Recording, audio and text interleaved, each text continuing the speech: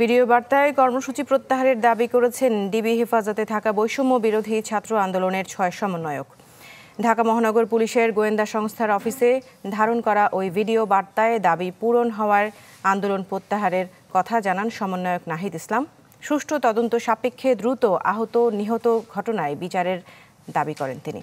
DB office থেকে পাঠানো লিখিত ঘোষণায় স্বাক্ষর করেছেন হেফাজতে থাকা ৬ শিক্ষার্থী, যেখানে নেই আরেক সমন্বয়ক আরিফ সোহেল। সংস্কার আন্দোলন ও তার প্রেক্ষিতে উদ্ভূত পরিস্থিতিতে অনেকে অপ্রত্যাশিতভাবে আহত এবং নিহত হয়েছে। তাছাড়া রাষ্ট্রীয় স্থাপনায় অগ্নিসংযোগ সহ নানা সহিংস ঘটনা ঘটেছে। আমরা এই সকল অনাকাঙ্ক্ষিত ঘটনা তীব্র নিন্দা জানাই এবং সুষ্ঠু তদন্ত সাপেক্ষে দ্রুত বিচারের দাবি জানাচ্ছি।